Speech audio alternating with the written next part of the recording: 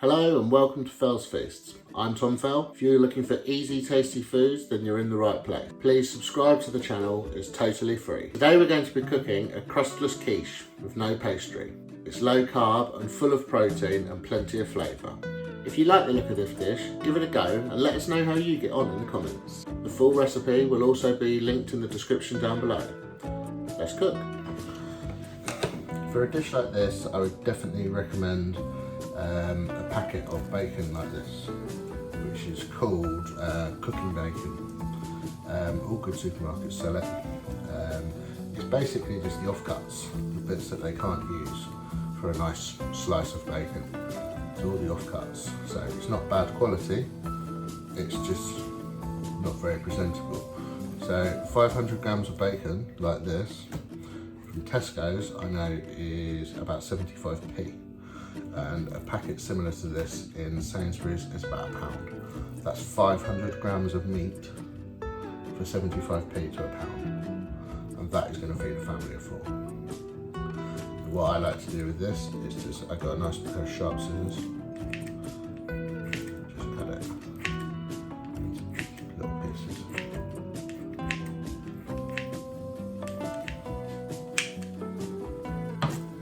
So for the next part is eggs. I would usually use 8 large eggs, but these are only medium eggs, so I'm going to use 10.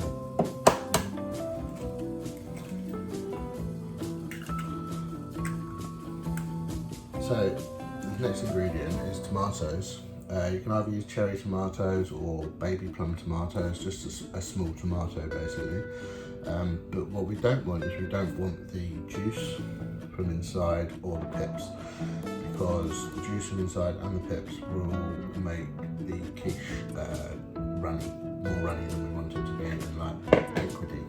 So the best thing to do is make sure you've got an apron on. You can see I've got home now. In a high-sided jug, take your hand and squeeze like that, and squeeze it all out, squeeze all the innards out, and then just tear it into pieces and put it in the bowl. Make sure this bowl is big enough to hold all of the ingredients, because in the end all of the ingredients are going to go in there. Okay, so that needs to be enough to hold eggs, onion, bacon, tomatoes and cheese.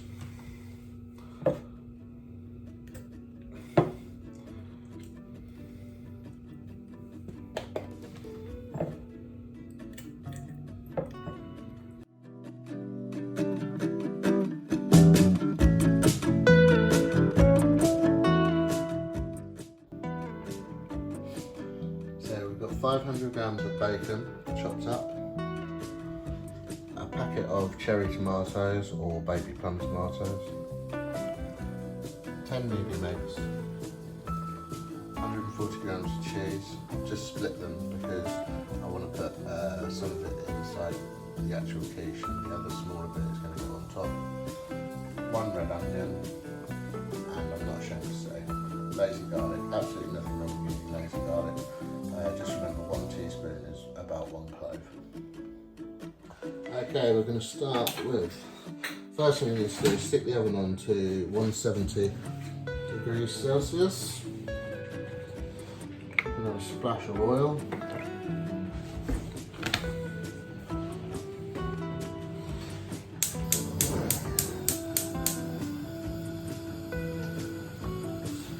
Okay, so when your pan's nice and hot, we're going to start off by going straight into the onions.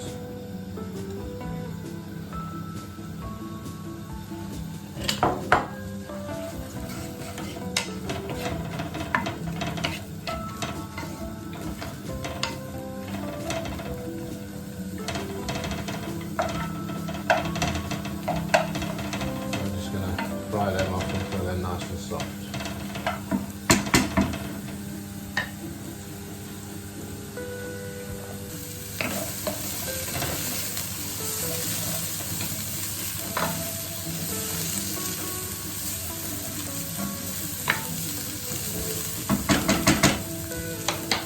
Okay, so once the onions are soft, we're just going to go in with the bacon.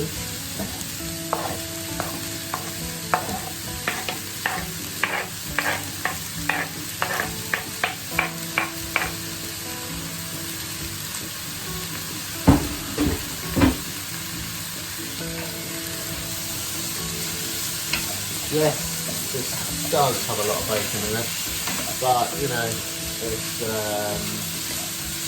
not got a crust, not got, it's low carb. So, you know, if you're following that low carb diet, then why not, you know, fill it out. You want it to fill you up. So yeah.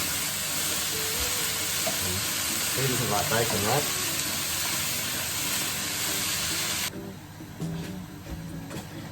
Okay, so whilst the bacon's cooking, we're just going to whisk up these eggs.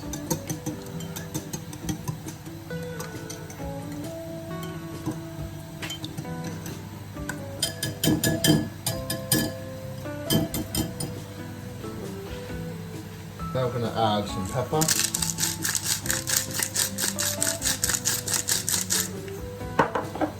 Some salt. All I would say with the salt is, just be careful if the bacon you've got is smoked, then probably don't need salt.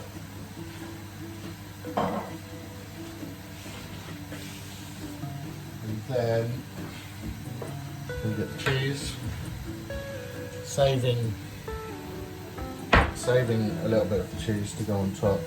I'm just going to grate this cheese into the egg. So,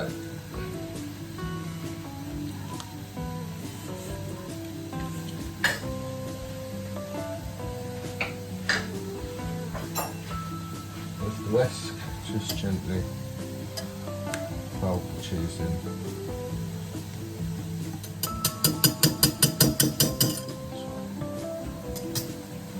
Back over here and back to the bacon, stir it up.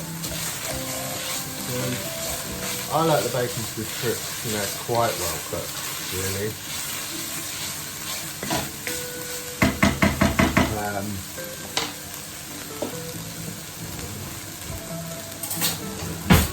We're now going to go in with the lazy garlic, as I said earlier.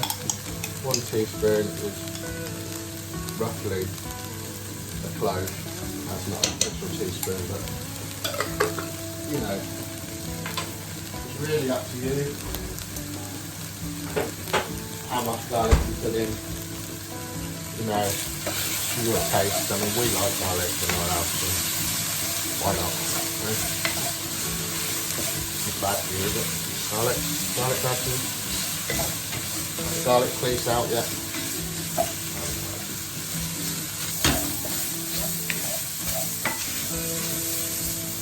Now the bacon's starting to brown. That's what we want. All that lovely flavour.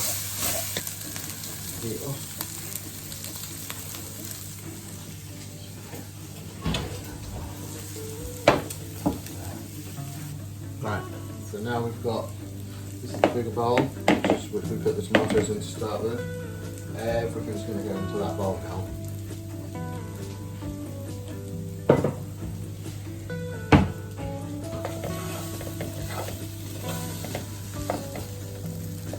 Don't forget, scrape every last bit of flavour out of this pan.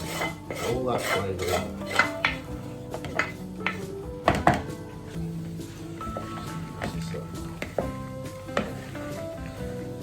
I don't want to put the egg in for the very last minute because I don't want it to start cooking before I put it into the, because it will start cooking when it hits the bacon. See?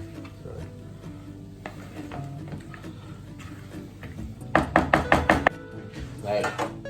I'm actually going to make 2 small quiches today. The reason for this is just because the smaller pans, the smaller tins that I've got, are better than the big tin that I've got. These are both 7 centimetres. So, yeah, if you want to use a bigger one, that's fine. But I use 2 small ones and it works just as well. So, I'm going to add the egg to this now. All that egg and cheese.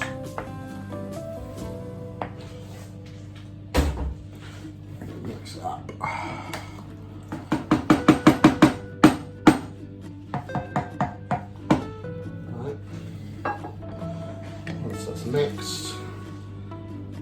evenly divide it between the two tins.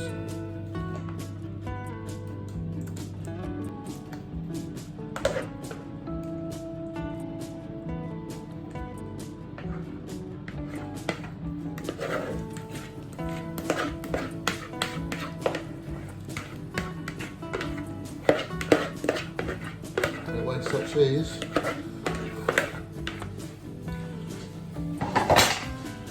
So once I've even done that, I then push it all down, flatten it all out, and then don't forget your extra bit of cheese that you saved.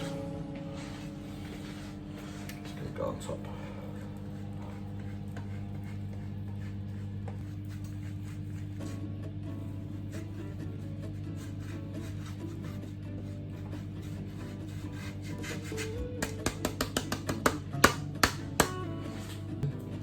Straight into the oven at 170 degrees Celsius.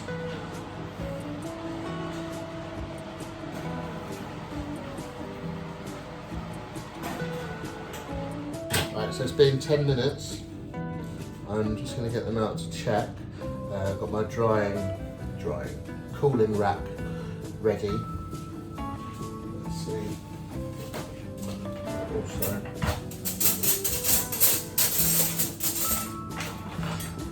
knife like this sort of thing, just to check if they're done.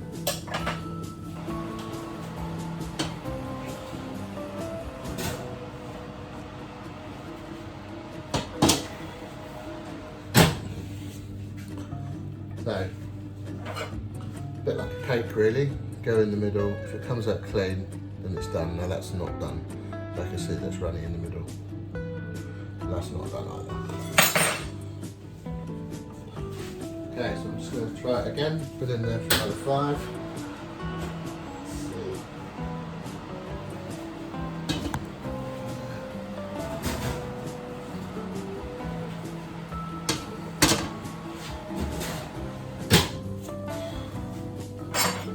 Let's see this time. There we go, that's a lot better. So it comes out clean, nothing on it. Comes out clean as well. Try and like test it on like the fattest piece, and then you know you're going to be alright. Okay, and that is that. And just leave it on this cooling rack to cool. Now, don't try and turn these out before they've cooled, because you need them to set really, which is why I put the tin on the cooling rack, so the tin can cool down nice and quickly, as well as the quiche. Once it's set, we'll turn it out. Right, so I've allowed the quiche to cool right down, and now I'm going to try and turn it out.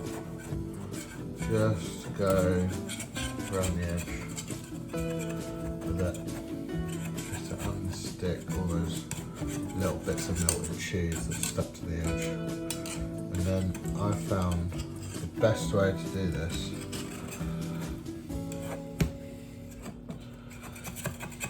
sometimes it doesn't work, I'm going to be honest with you, sometimes it really doesn't work, but I found the best way to do this is by whacking it down on the board.